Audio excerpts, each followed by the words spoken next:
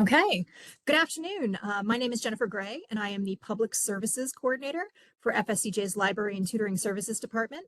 I'd like to welcome you to Born in Flames, FSCJ's Origins in a Time of Tumult. This is the second of the events the library is hosting this term in honor of the college's 60th anniversary. The first, The Muse Still Speaks, Archival Explorations of FSCJ's Calliope magazine, is available on our YouTube channel, and I'll be sure to drop that link in the chat at some point. Just a little housekeeping before we get started.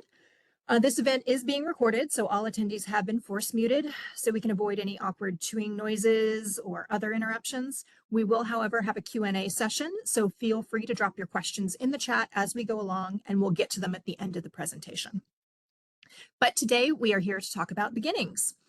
When FSCJ first opened its doors in 1966, the U.S. was at war in Vietnam, Duval County was unconsolidated, and local schools were at the front lines of the civil rights struggle. We're happy to have history professor Dr. Scott Matthews with us today to offer an examination of the local, state, and national context into which the college was born. Scott? Thank you, Jennifer, and thank you all for attending our talk. This is a real honor to be able to do this during our 60th anniversary. And before I begin, I want to thank Jennifer for her work. She has done extraordinary work in creating a very thorough timeline and history of the college, going back to its very early roots, and I am the beneficiary of her work. And so though I am the one talking, this is a kind of collaborative effort between me and Jennifer. And so thanks again to Jennifer for being the storehouse of knowledge that I am going to present to you today. So as Jennifer said, what I want to do in this talk is to give students and my colleagues and people part of the FSCJ community a sense of our origins, and not simply tell a story of how FSCJ is created, but give you a sense of the extraordinarily volatile context. And that means what I'm going to be doing today is kind of bringing the microscope down to the level of FSCJ, but also our city, Jacksonville. What was going on in Jacksonville when FSCJ is founded, and then when it opens its doors during its early years. But then I'm going to be pulling the microscope back as well and looking at national events. As Jennifer just said, when FSCJ is conceived and then formed, and when it begins to offer classes, the United States is going through a series of social revolutions. And so I'm going to be talking about how the civil rights movement shaped not only the United States during this time, but how it shaped the college and its founding, and then the experience of our students. In the same way, I will talk about a little bit the women's rights movement later on in the 1960s and how that shaped the early years of the college and the experience of our students. And then the Vietnam War. The Vietnam War, of course, is escalating at the very moment FSCJ opens its doors. And this is going to shape student experiences as well, including the reason why some students even enroll, as we will see a little bit down the road. And so when I talk about Born in Flames, when I use that title, flames here just is referring in one sense to these volatile changes, these transformations, even revolutions and war that is occurring in the United States and across the globe during the 1960s. But flames can also be perceived as positive. They can be purifying. They can shed light and open up new possibilities. And I think what you're going to find is that the students who come of age during this extraordinarily tumultuous and volatile period in American history ultimately are imbued with a deep optimism, almost a kind of visionary quality of what their nation can become and how a college education at FSCJ can help them serve their community and maybe even remake the world. And so I really want to draw in this student experience into our topic today. So moving on to my next slide, let me just give you a kind of general framework for where we're going. You can see here our first insignia. We were called first Florida Junior College at Jacksonville. This is well before we become FCCJ, and as we are today, FSCJ.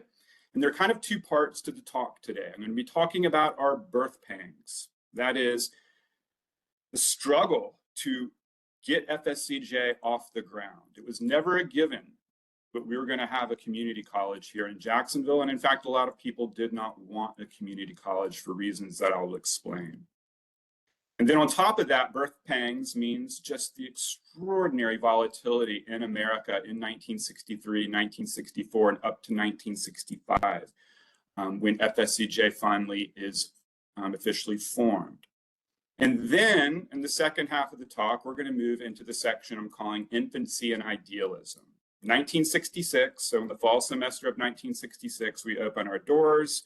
Over 2,000 students are enrolled. How have these changes, these social revolutions, how have they shaped the student experience at FSCJ? And so I will talk about some examples of that, how civil rights revolutions, women's rights revolutions, the Vietnam War shaped the experiences of early students at FSCJ. All right, so I want to begin. I'm going to begin and end my talk with the voices of FJC students, Florida Junior College students, and I want to begin with a student named Kirsten Caruso. Kirsten Caruso was an alumna of Bishop Kenny High School. She was one of the early, very first FSCJ students, and she wrote a column for the student newspaper called Starlights. If you remember back to the insignia I just showed you, that was a formation of a star in the background. And so the image of a star and the light that the star gives off through its flames, that is something that Kirsten Caruso is emphasizing here. You can see part of the quote that I'm going to read you. So I'm going to read Caruso's column, at least a portion of her column in full here. And why am I doing this? Because I think what Kirsten Caruso is saying here gives us a glimpse of the idealism and the hope that FSCJ, I'm going to be doing that a lot today, interposing and switching around our different names in the past. But what FSCJ meant to students, it was an opportunity for not only a college education, but for students to think about their purpose in the world, to appreciate how their world has been transformed and how that is oftentimes evident with who they are going to school with in these early years. And this is what Kirsten Caruso said. When we think of a star, we almost always think in terms of the future. The FJC's whole effort is based on the future, a better future for its students and for the community as a whole. Our college offers a new outlook on life to many men and women who otherwise may never have been able to attend an institution of higher learning. Also, when we think of a star, we think of brightness. The FJC is certainly a bright spot in Jacksonville today and will become brighter. Everyone is interested in our junior college because FJC has an interest in all the people. That's an important thing to keep in mind, an interest in all the people of our area. No matter what age, sex, race, or religion a student may be, he can find something to suit his individual personality, income, and future plans at FSCJ. And so I wanted to quote Caruso there because I think what she says there is indicative of the times in which she had been living, in which she had come of age. The idea that this was going to be a college open to all, regardless of your race, regardless of your religion, regardless of your gender. And that college could be a time when you are not merely preparing for a job, but envisioning a future, a better future, a hopeful future. And despite the tumult, despite the flames of the 1960s, that period of change and transformation, I think, again, as I argue, provided a sense of idealism and hope for college students that Kirsten Caruso emphasizes. But very early on, that sense of optimism and hope was seemingly in short supply. And so now let's move in, and I want to talk a little bit about the roots of our college here in Jacksonville. So I want to start us off in 1963. I'm really going to be focusing on the years between 1963 and 1966 today, but 1963 is important. Now, we could take the story back a little bit further in the 1950s when talking about the origins of the college, but I want to start in 1963 because in June of 1963, there is an act that makes it through the legislature in Tallahassee that, as you can see here, if you're looking at this slide, the act authorized the establishment of junior colleges in Duval County, making an appropriation for expenses involved in organizing said junior colleges. So this was a really important act. It did not guarantee that FSCJ would be created, or back then, Florida Junior College would be created. That's going to need approval from the Duval County School Board. And as I will say in a minute, during the early years of the college, we were a part of the Duval County public school system. That will later change. But at this moment, in order for FSCJ to be created, there needs to be approval from the Duval County School Board. Well, there was a problem in June of 1963, and that was the Duval County School Board, like the city of Jacksonville, was in a financial crisis. There was a very real sense that Duval County could not afford a junior college, including its salaries for its professors, and that this was a pie in the sky plan that was simply not feasible right now. But we had important legislators in Tallahassee from Duval County who believed fervently that, in fact, Jacksonville and Duval County could not afford not to have a junior college, that this was a critical part of the growth of a city and even its economy. The well-being of the city depended upon having an accessible institution of higher learning. And so Duval County had the Speaker of the House in Tallahassee. The Speaker of the House was a man named Frederick Schultz. The leader of the Senate, the head of the Senate in Tallahassee, the Florida State Senate, was Jack Matthews, also from Duval County. And what happened here is that normally you needed a letter to get the act to go through Congress, to get the college approved. You'd had to get a letter from the local school board approving this measure. Well, there was no letter, but Frederick Schultz believed firmly that a college was needed. And Frederick Schultz said, quote, "I assure you," and he's speaking here to the legislators, "that Duval County needs a community college more than any other county in the state. We are desperate for this institution on the basis of need. In that regard, no other community or no other community is more worthy or more needful of a junior college than Duval County." So what I want to call your attention to here now is that finally goes through. We don't have an official letter, but we are able through informal channels to nevertheless get this act approved. And now it just falls to Duval County and Jacksonville leaders to approve the formal formation of Florida Junior College. Now, if you're looking at the image, what I would draw your attention to is at the very bottom of the left side. It says this act was filed in the office of the secretary on June 13th, 1963. Now, this is really fascinating because if we now pull back the microscope and say what was going on, not only in Jacksonville, not only in the state of Florida, but in the nation when FSCJ, or I should say FJC, when we now have approval from the state to establish a junior college, what else is going on? And June of 1963 is one of these extraordinarily volatile, tumultuous periods. The flames of the civil rights movement are beginning to burn bright. And I want to start here as I move into talking about the context of 1963 by referencing one of the most important books of the 20th century that just so happens to come out in 1963. So a few months before this act is passed through the legislature in Tallahassee, providing for the formation of Florida Junior College, James Baldwin publishes The Fire Next Time. And in this book, and particularly his second essay, Down at the Cross, this book is made up of two essays, and in Down at the Cross, at the very end of this second essay, coming at the end of this book, The Fire Next Time, James Baldwin, as he was so often doing, provides a kind of prophetic vision for the nation that is really going to kind of forecast where the nation was going in 1963 and really for the rest of the 1960s. And this is the famous quote, I would argue, from his book that gives it its title. And this is what Baldwin says. Now, he's speaking about the necessity that the United States address its problems of racial inequality and racism, and the consequences if we do not. And this is Baldwin's words.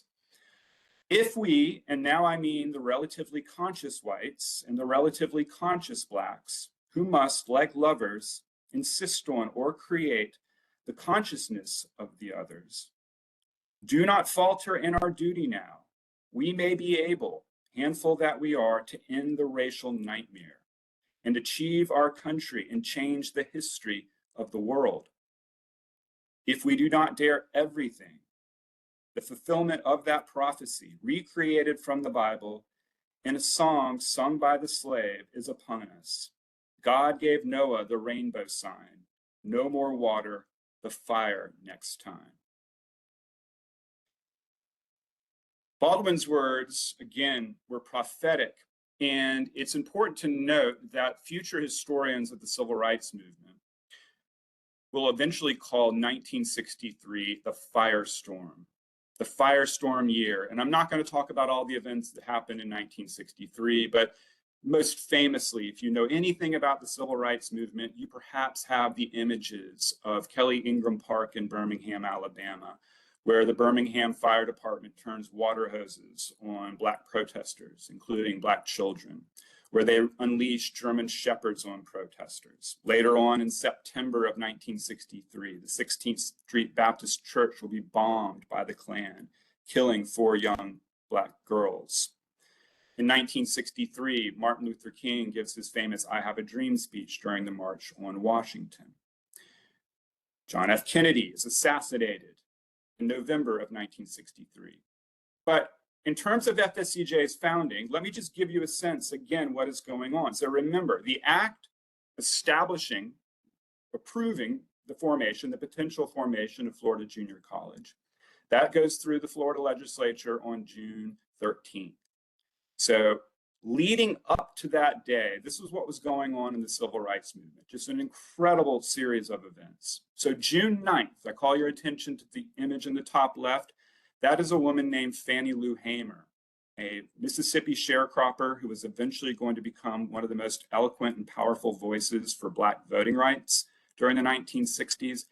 On June 9th, 1963, that was a Sunday, she and 3 other civil rights workers, Black women as well, are brutally, physically, and sexually assaulted in Mississippi, Winona, Mississippi, to be exact, for trying to desegregate a bus station.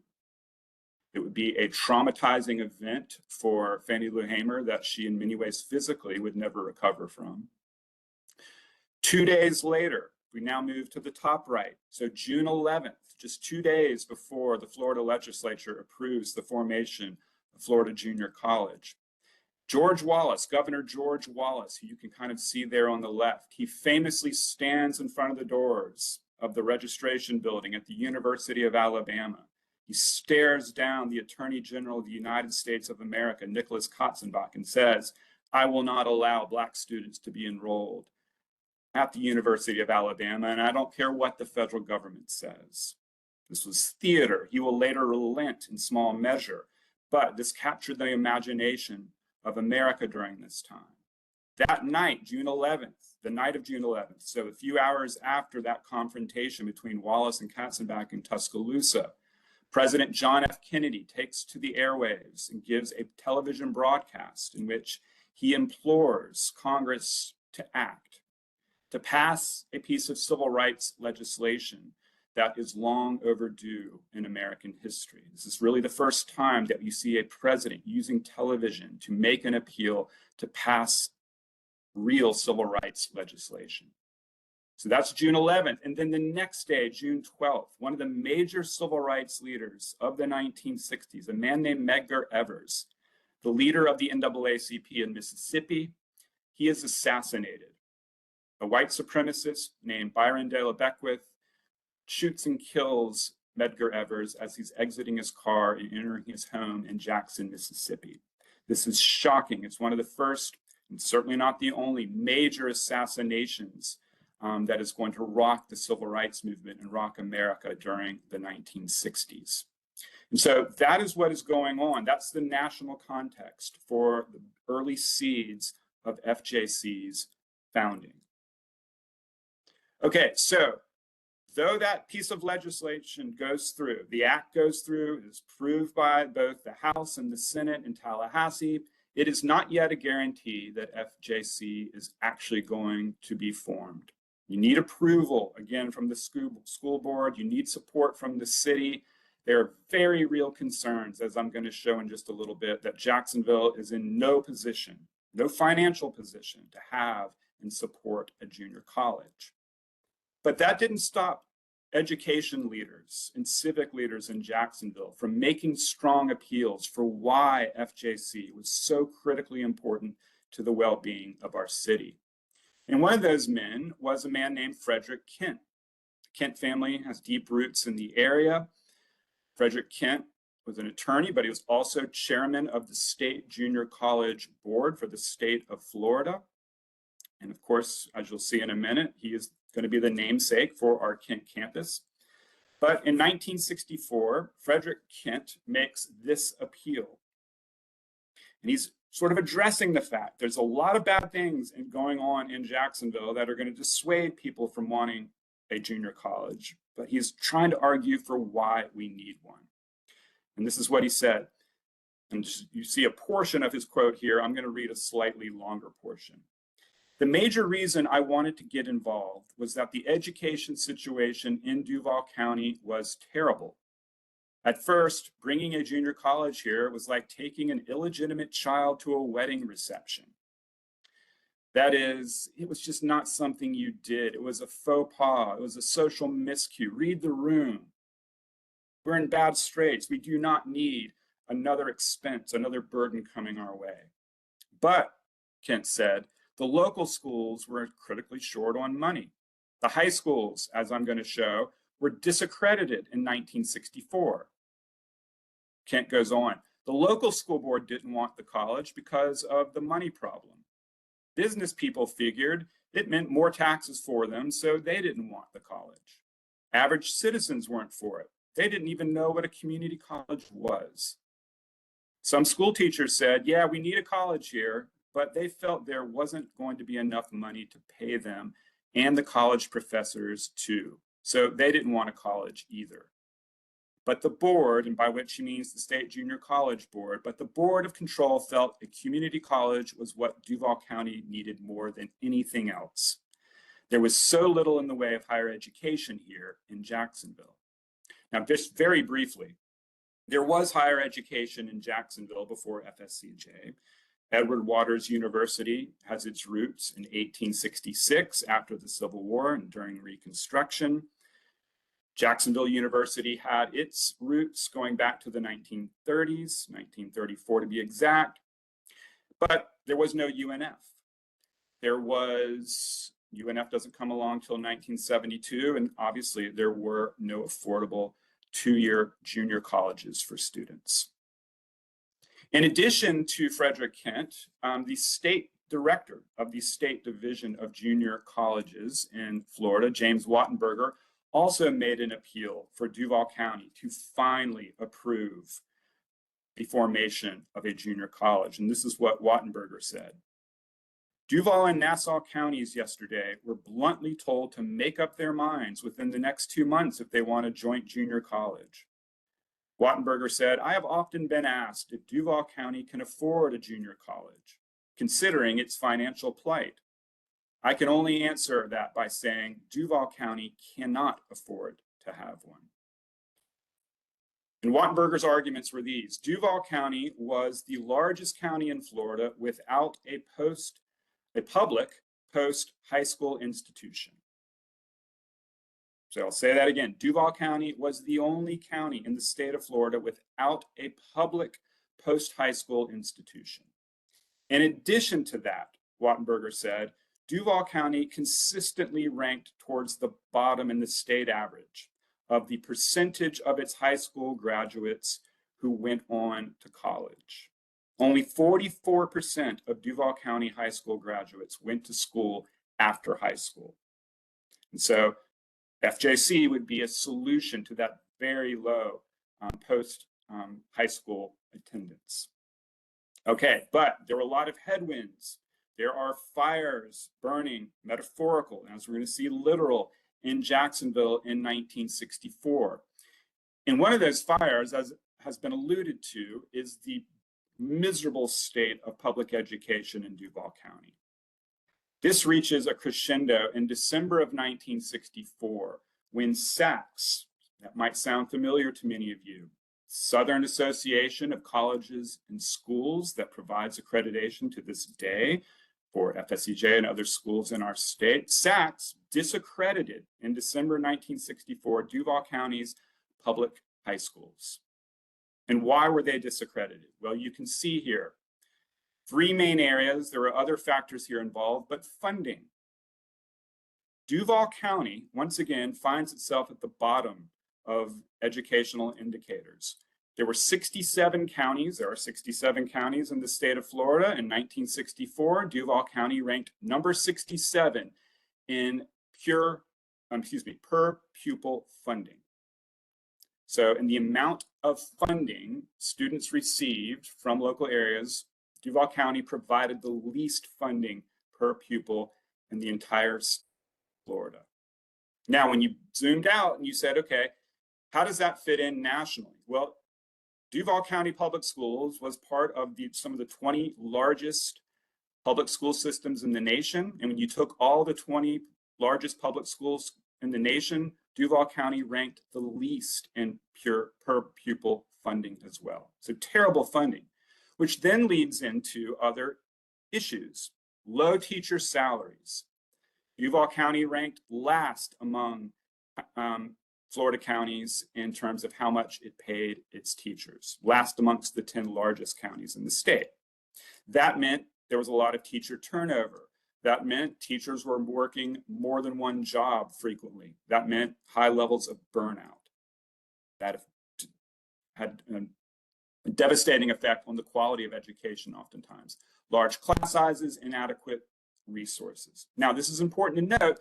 This is an issue both in Black and white schools, but it is particularly bad in Black schools.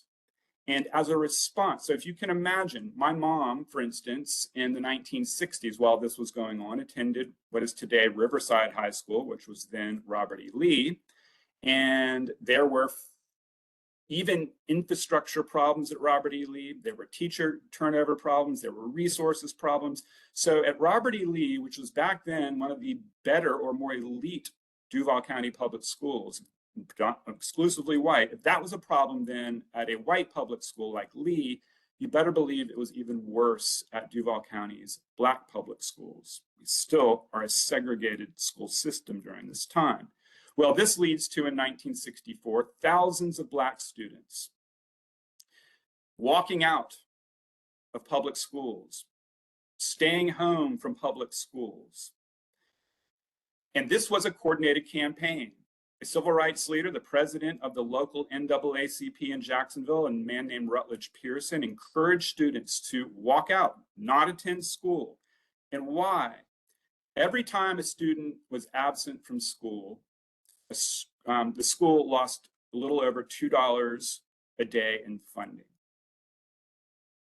So if you had thousands of Black students staying out of school, that was going to be a huge financial hit to the Duval County public school system. And Rutledge Pearson's idea here is hold their feet to the fire, that is, hold Duval County school system's feet to the fire and make them change, make them improve the school system for all students and not just for its white students, its white high schools. So you've got that chaos going on. So it's not merely that the school system is in bad financial trouble. You've got a school system, as we're going to see, that is refusing to implement not only effective policies that are going to remedy the teacher crisis, the funding crisis, the resource crisis. You've got a school system that is largely resistant to court orders to desegregate and even integrate its schools. In 1964, it is not accurate to call the Duval County public school system integrated. Now, this is going to have direct consequences on FJC when it opens in 1966. So I briefly want to mention this image here. This slide shows you a court case, a lawsuit that was filed in 1960 by a woman named Sadie Braxton. And this is the only image I could find of Sadie Braxton from the Florida Times Union. She was a member of the Jacksonville Urban League, along with the NAACP, one of the major civil rights organizations in the city.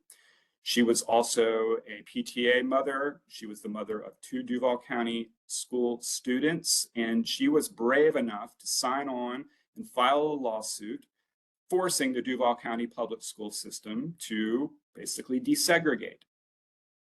This case was taken up locally by an attorney named Earl Johnson, and he was joined by 2 leading lights within America's leading legal community, Constant Baker Motley of the NAACP Legal Defense Fund and Thurgood Marshall of the NAACP Legal Defense Fund. Constant Baker Motley would go on to become a federal judge. Thurgood Marshall, of course, would become Supreme Court Justice. And so they are working with Earl Johnson to desegregate Duval County public schools. But Duval County is dragging its feet. And in 1963, while FSCJ is being approved by the Tallahassee legislature, a judge in Jacksonville is saying, okay, Duval County, you've dragged your feet long enough. In 1964, you have to begin to desegregate 1st and 2nd grade schools, 1st and 2nd grade elementary schools in Duval County. That is where we're going to begin this process of desegregation. So the backdrop now, as Jacksonville is debating whether or not it wants a junior college, you've got a city in financial straits. Jacksonville's population is declining. People are leaving the city to move out into the suburbs. The tax base is shrinking in Duval County and in Jacksonville specifically. When the tax base shrinks because the population is declining, there's less revenue and the city is in financial dire straits. The Duval County public school system is in dire straits. This is why we don't know if we can afford a junior college. And then you have the tumult, the unrest leading from protests, both protests in the form of walkouts from school, but also legal challenges. And the Duval County public school system, while it's financially strapped, is also refusing to meaningfully begin to integrate its public schools. And then there are going to be violent backlashes against anything resembling desegregation. And this most notably takes effect or begins in February of 1964. So very briefly, if you know much about Jacksonville history, you might know about a young Black student named Donald Godfrey, who lived in a neighborhood called Lackawanna, and whose mother was brave enough to allow her son Donald to go to the formerly all-white Lackawanna Elementary School and to become the first Black child to go to one of these formerly all-white schools. Just extraordinary courage to do that. Well, they suffered the consequences. In February 1964, Klansmen planted a bomb at their home in the Lackawanna neighborhood. They were home at the time, but on the opposite side of the house. And so thankfully, and almost miraculously, they weren't even injured, but their home was badly damaged. And this gave an indication of how much resistance there was going to be to school desegregation. Now, if you know also anything about Jacksonville history, you know going back to 1960 with Axe Handle Saturday, there was violent segregationist violence perpetrated against Black youth who were trying to integrate downtown lunch counters. So there is a long tradition of this violent backlash. But in terms of school desegregation, we see 1964 as a critical year. In March of 1964, while Jacksonville is still debating this question about whether or not FSCJ should have a home in Duval and Nassau counties, Black students are out on the streets protesting again. They are oftentimes in direct confrontation with the mayor of Jacksonville, with the fire department that has been deputized to even arrest protesters downtown. Their fury sometimes erupts into acts of vandalism, as you can see here, when students at New Stanton High School who were protesting segregation in the mayor's policies burned a car that was operated and owned by local journalists who were associated with the newspaper called the Jacksonville Journal. In addition to that, during the summer of 1964, the school superintendent of Duval County, a man named Ish Brandt, who is going to play a role in the coming of FJC to Jacksonville, because we need to remember when FJC is formed, it will be a part of the Duval County school system. It's not going to be independent yet. So Ish Brandt, who is someone who said, okay, in the midst of all of this, I think we need to begin to desegregate our schools. And Ish Brandt was in support of the gradual desegregation of the first and second grade in Duval County. And for that, Ish Brandt has a cross burned in front of his house. Ish Brandt lived in Jacksonville Beach on a road called Penman Road. And I drive by his former house a lot because my daughter's dance studio is like 2 blocks away. And so I'm always thinking, go back to late June 1964, one night, June 30th, there's a cross burning there, and it is burning because a substantial portion of Jacksonville's segregationist community could not envision Black children and white children going to school together. So this is going to be important to have in the back of your mind when FJC is founded, and that, again, we will see that it is not a foregone conclusion that the school will be a desegregated school, given how much violence there is going on in Jacksonville over this issue. If we pull back the microscope in 1964, we also see that this is a critical year, because that summer, in fact, just the week after that cross is burned on Ish Brandt's lawn in Jacksonville Beach, on June 2nd, 1964, President Lyndon Johnson signs into law the Civil Rights Act of 1964. So if you remember a little bit ago, I was talking about on the night of June 11th, 1963, President then John F. Kennedy gave this speech on the airwaves of America, calling on Congress to pass civil rights legislation. Well, he is shot in 1963, but that hope and dream finally comes, and Lyndon Johnson signs the most sweeping civil rights law in American history, banning discrimination in all phases of American life. And if you look closely, you can see sitting in the second row is Martin Luther King as he watches Lyndon Johnson sign this momentous law there on June 2nd, 1964. Okay, now we move into 1965. Now we're getting into the era where FSCJ is officially founded.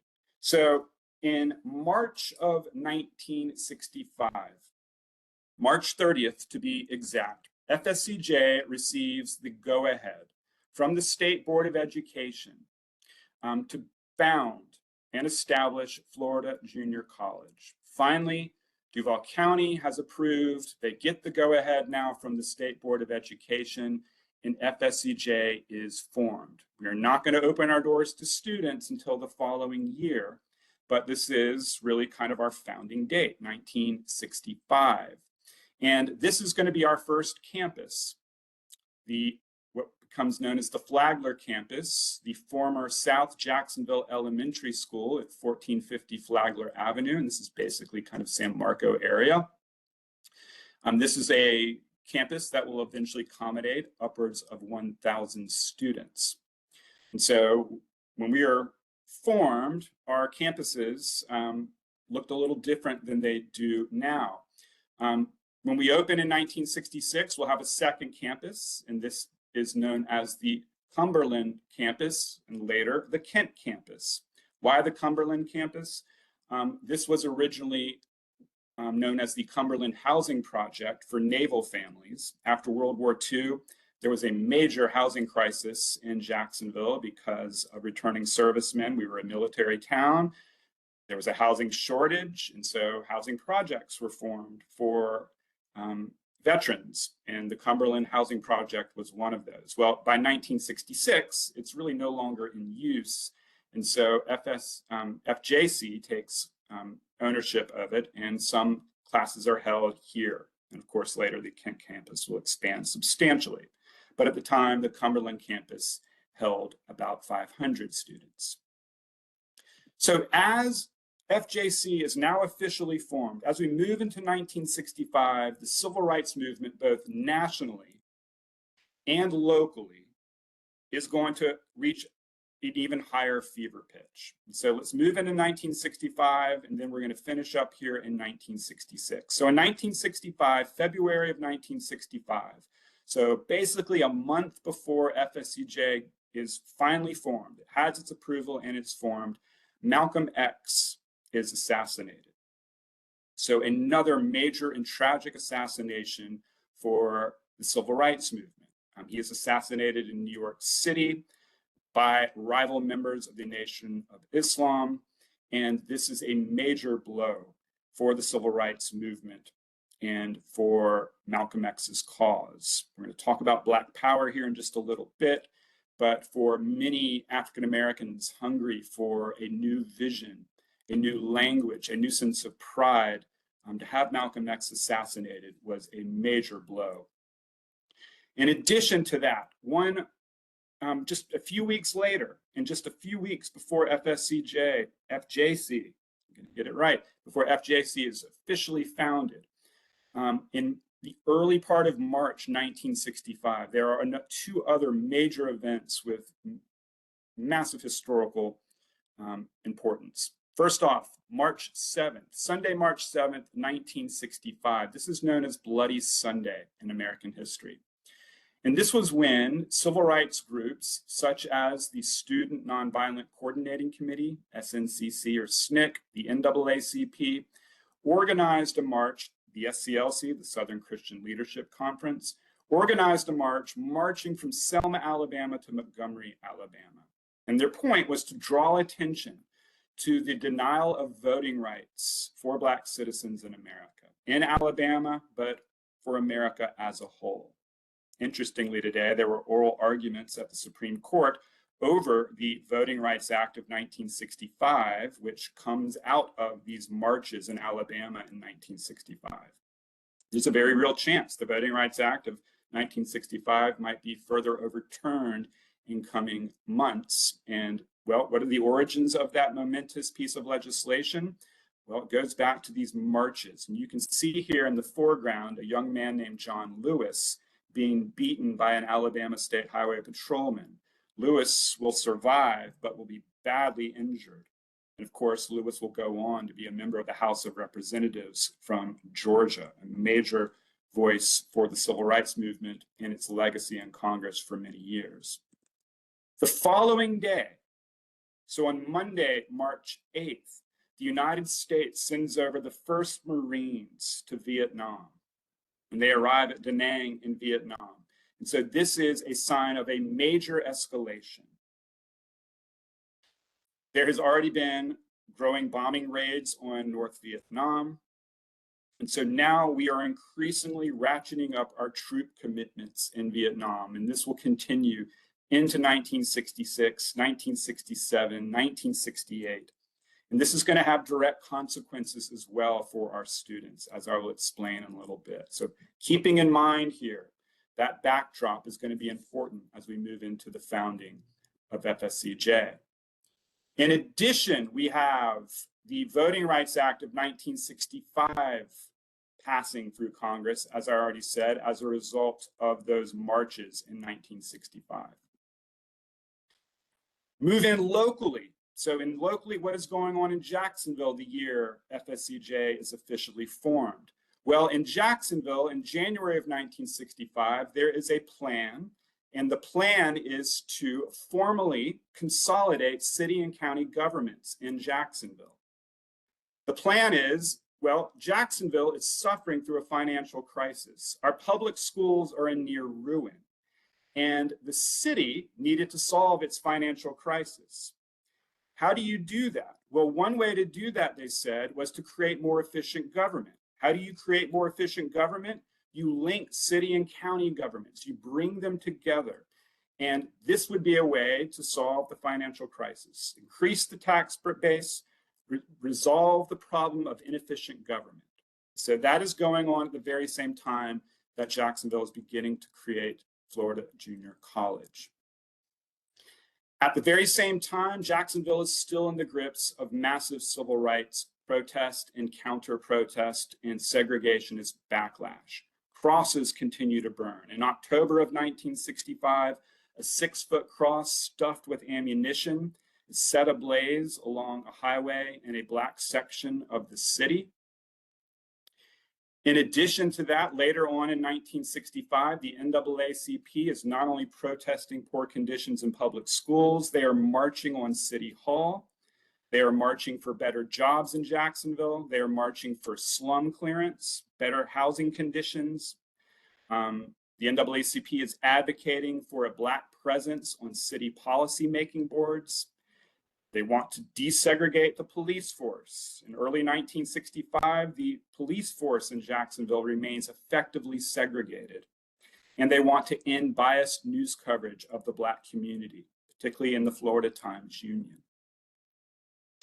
You move into 1966 now. This is the year FSCJ is founded. And again, I really want to convey just how volatile this circumstance and these conditions are. So in 1966, you have a situation where the NAACP says, our schools have not effectively desegregated. The reasons we walked out back in December of 1964, they have not been addressed. And we are going to go back to another boycott. We're going to ask Black students to once again boycott school. So once again, you have this crisis brewing. This is in the background as FSCJ is gearing up for its first classes. I'm going to move on here. So we move now into July of 1966. In July of 1966, FSCJ students, FJC students are beginning to enroll. They are registering for classes. And what is going on in Jacksonville? Well, portions of the city are being shut down because of massive protest and retaliatory violence. Fires are breaking out in city downtown stores. Cars are being pegged with rocks, and there is chaos on the streets. The NAACP is having to call off marches, and these marches are because the city has not been acting on their demands. Time and time again, the city is refusing to relent and listen. At the same time, the NAACP is saying the Duval County school system is slowly, way too slowly, desegregating its schools. By 1965, in the beginning of 1966, there are only, out of 30,000 Black students, only 130 Black students in formerly all-white schools. So that is a crisis situation. Out of 30,000 Black students, only 135 Black students attending formerly all-white schools. And so this means that the NAACP is saying the Duval County School Board is not moving fast enough. Now, this is going to shape the founding of FSCJ. So, August of 1966, FJC opens. And Ish Brandt, superintendent of the Duval County Public School Systems, you will remember Ish Brandt being the man who, merely because he approved of the desegregation of first and second grade classes in Duval County, had a cross burned on his lawn in June of 1964. Ish Brandt says, quote, "Monday will be a historic day in the educational history of Duval County. The first publicly supported institution of higher learning for this area will become a reality." And so when FSCJ opens its doors, it is indeed an historic day, and for a number of reasons. First off, it is a historic day because 2,321 students are enrolled when FSCJ opens. 2,321 are enrolled. That is the largest class, the largest first class for any Florida junior college.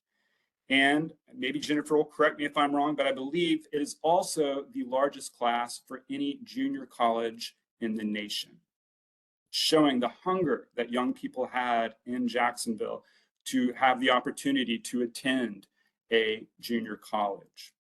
Now, let me now talk about sort of the background of what we've discussed and how that is going to shape the opening of FJC. So as I mentioned a little while back, during the year when FJC has been approved for formation, I said, well, this is coinciding with the escalation of the war in Vietnam. The Marines are sent over for the first time to Da Nang, and troop levels will continue to rise, and the draft will draw in more young men who are being sent over to Southeast Asia to fight. Well, this is going to have an effect because particularly in the years 1966 through 1968, before the lottery system is formed, that's formed in 1969, before the lottery system is formed between 1966 and 1968, if you attended college, if you enrolled in college, you could possibly get a special deferment that would prevent you from being drafted. And so we don't know, if we look at this photograph, how many of these young men enrolled so they could get a deferment. So that's an important thing to keep in mind here. But I also want to draw your attention to this photograph. And this is a photograph of the cafeteria at FJC.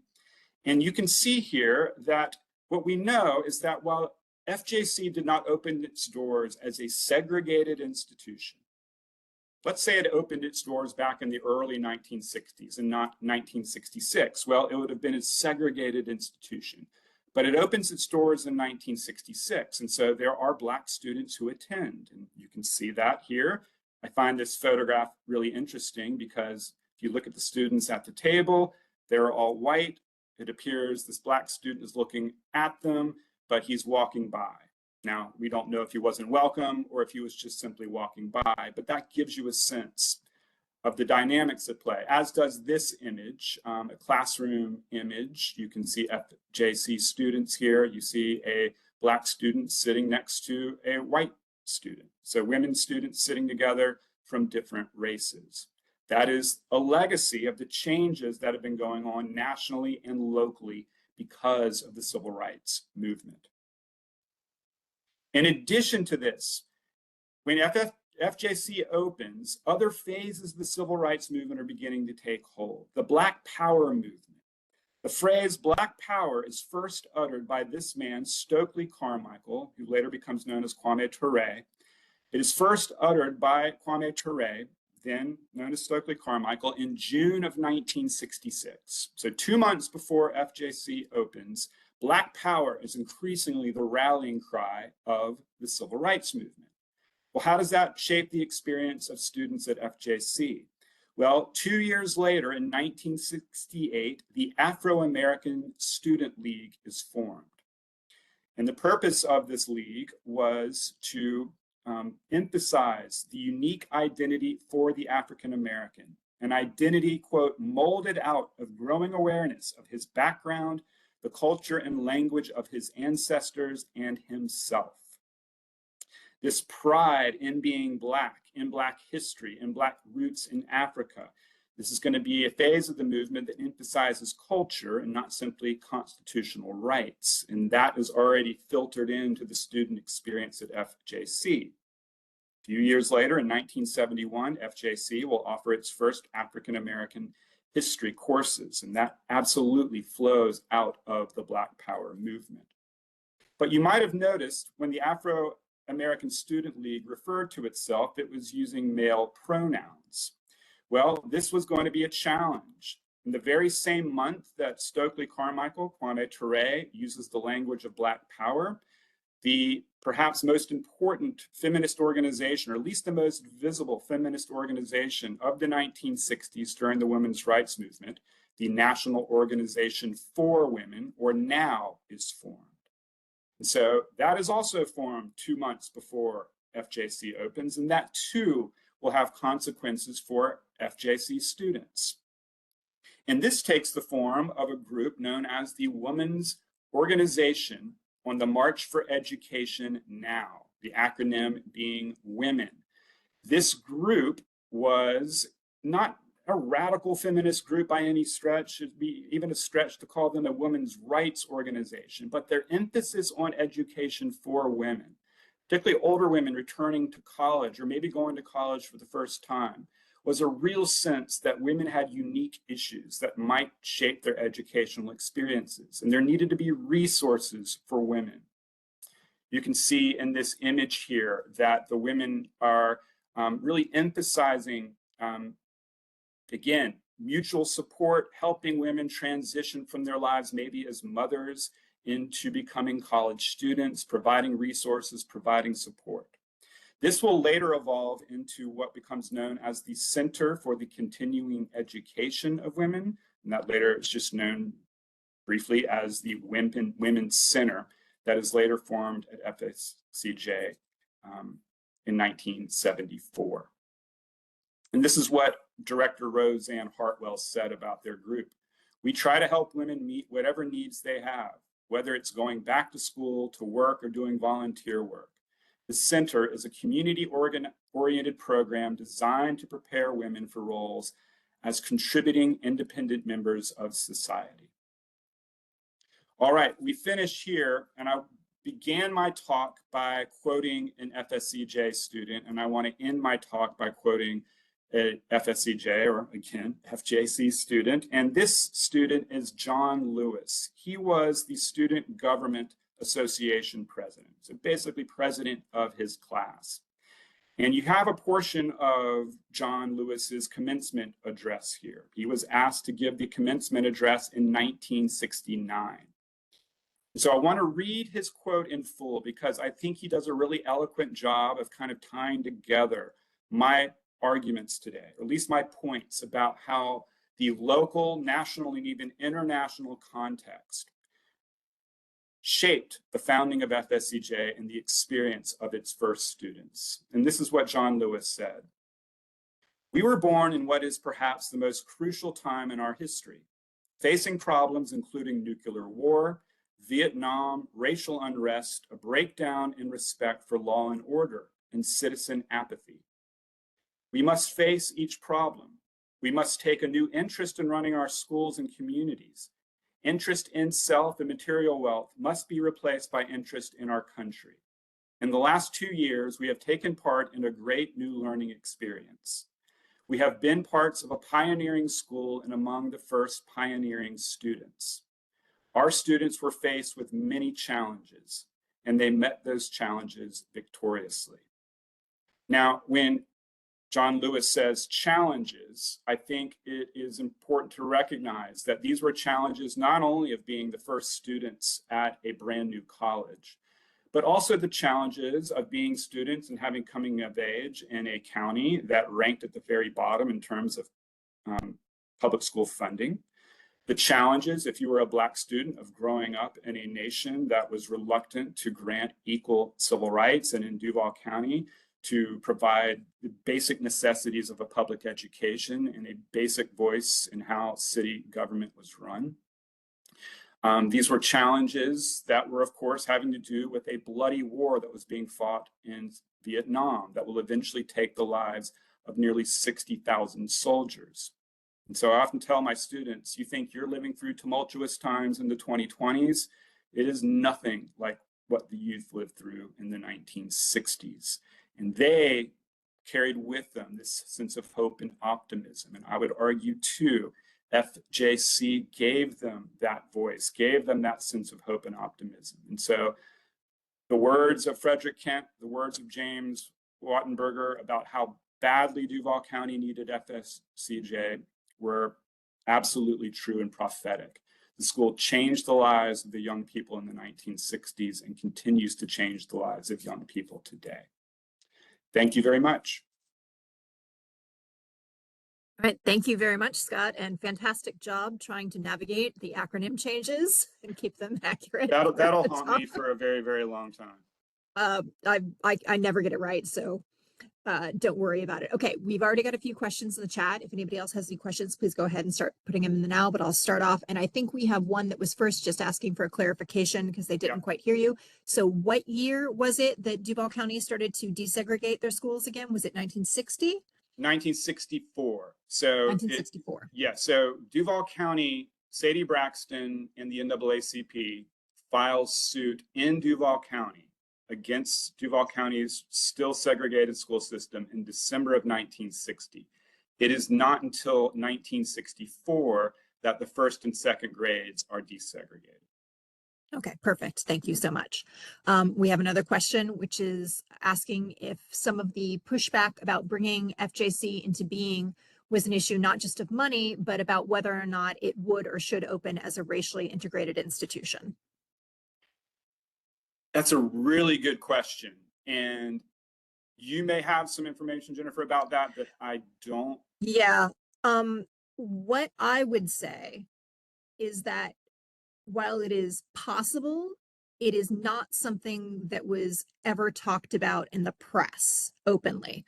It is very difficult to establish just from the press coverage or the material the college was putting out, whether or not they opened as a segregated or desegregated institution. So it was not a conversation anybody was having directly. And I think given some of the other quotes of things that people said publicly, I think it would have popped up if they were having it. So maybe it was just part of that argument was taken as given, and so it wasn't worth covering. But there's a weird silence in the news about the status of whether or not they're going to open it as segregated or desegregated. So it's difficult to judge what pushback might have been going on there just because nobody seems to be talking about it. And there may be some records somewhere in the district board of trustees about that I haven't seen, but. Yeah, I mean, my sense, and this is just an intuition, is that it absolutely had to be an overriding concern. The volatility of desegregating elementary schools in Jacksonville was already creating a kind of crisis that surely they were having to anticipate as we moved into college. In addition to that, I mean, there wasn't any issue really in Jacksonville at that time in which race was not a factor. I mentioned earlier in the talk that, because the city is in such terrible financial straits and there's such government mismanagement and corruption, they are planning to consolidate county and city government. Well, if you know anything about consolidation, there's always been this debate. To what extent was consolidation motivated by the fact that Jacksonville's white population was fleeing the city and moving to the suburbs, while Jacksonville's Black population was continuing to rise? And some forecasts by the 1970s would see Jacksonville having a Black majority population. And that in addition would raise questions about, well, who controlled city government? And that could then translate into whole other discussions too, about school attendance and the nature of the composition of a junior college in Jacksonville. Yeah. Okay. We have another question. We have a student who's asking, I noticed that you mentioned different instances having to do with crosses. How much impact did religion have on the process of building Florida Junior College? I don't think it, I mean, in terms, religion is it's hard to kind of equate what the Klan is doing when they're burning crosses. They think they're being religious, but that symbol had been sort of stripped of any religious connotation for the broader public, and particularly the Black community. It's just a symbol of terror, a burning cross. We were creating, obviously, a publicly taxpayer-funded school, and so ostensibly, we could not kind of frame the mission of the college in religious terms or promote religion beyond offering courses on the history of religions. So the cross, I mean, and that's an old symbol that the Klan kind of embraces going back to the 19-teens and throughout the 20s. The cross just simply becomes this very visceral symbol of resistance. And their warped imaginations that they were going to restore a kind of Protestant Christianity, white Anglo-Saxon Protestant Christianity to America by resisting civil rights. And so that was a methodology that could maybe dissuade Black students from wanting to attend a all-white school and maybe even going into a new college where the majority of students would be white and there could be some intimidation. But religion didn't, in my view, have any direct connection with the founding itself. So I will add to that I think that if you look at some of the local churches, less as religious organizations and more as community organizations, they were broadly supportive of the college, in the sense that I think our first scholarship, which was fairly minimal, it was like $100 or something, was donated by a local church to the college. So we did have the support of local churches in their role as community organizations, sort of, but not from a religious perspective. Right. If that sort of makes sense, I think. Yes. Hopefully that answers the question for people. Let's see. We have another question, just sort of a comment and a question from one of the students involved. Wonder what influenced the students or made them feel comfortable enough then to attend as Black students, and how terrifying it must have been and how brave. Yeah. Yeah, you get that. I mean, this was something we talked about when thinking about this talk, and that is we just don't have a lot of testimony about those early experiences. You can kind of glean certain information from the photographs that I showed you. But as you move forward, the formation of the Afro-American Student League, eventually later in the 1960s and the early 1970s, Black students will be very vocal about the need to recruit more Black professors, not just simply teach classes on African American history, but have more Black professors, more Black administrators, be more attuned to the unique circumstances of Black students as they're entering FJC and being students at FJC. And so that kind of ratchets up as you move up, really beginning with 1968 into the 1970s. But in terms of 1966 and some of the first Black students and what they might have experienced, given the local context and the national context as well, Jennifer, it's kind of accurate to say we just don't have a ton there. As you may have noticed from some of the photos that we pulled of Black students, their experience wasn't really being centered in a lot of the coverage. I mean, that's kind of an understatement. Like, it was very difficult, or well nigh impossible to find a photograph of like just Black students by themselves. They were always sort of in the background or sort of passing through.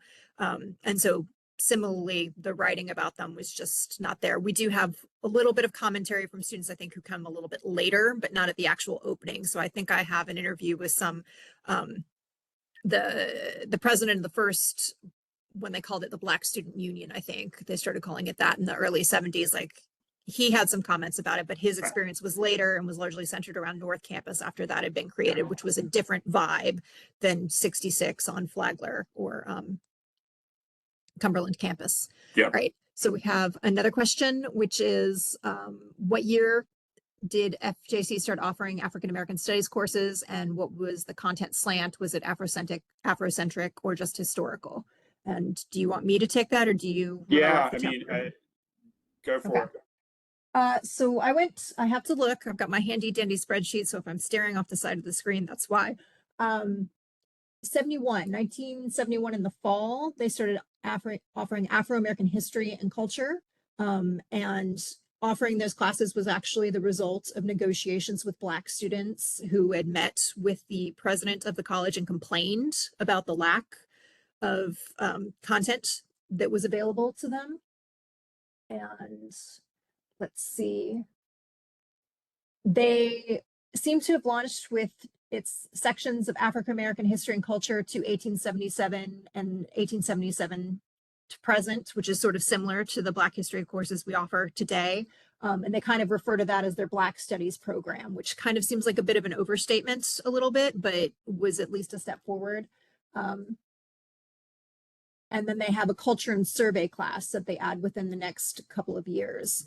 And it seems to have gone on from there. The college did actually have a fairly robust, once North Campus kind of got off the ground, because of the demographics of that campus specifically, and particularly after Ezekiel Bryant became the college's first Black provost in the early to mid 70s, that campus really became sort of the initial center of a lot of the celebration of Black culture at the college, including launching some of the first recognitions of Black History Month. They were celebrating Martin Luther King Day before it was actually a national holiday, that kind of thing. Great, let me see if we've got anybody else in here. Okay, I think that might be our last question. So yay, we made it. Congratulations. All right. Well, thank you so much, everybody who came out today. We appreciate you sticking with us through this event. And if you could, we've got another event coming up next week with Professor Wesley Moody, who will be speaking on the hero of Fort Sumter about Robert Anderson, who was the Union commander of Fort Sumter when it was attacked at the beginning of the Civil War. And that is next Wednesday, I believe, at like 3:30 in the afternoon. Don't quote me on the 3:30 part. I can't remember right now, but we hope to see some of you guys there and have a great afternoon. Appreciate it. Thank you all.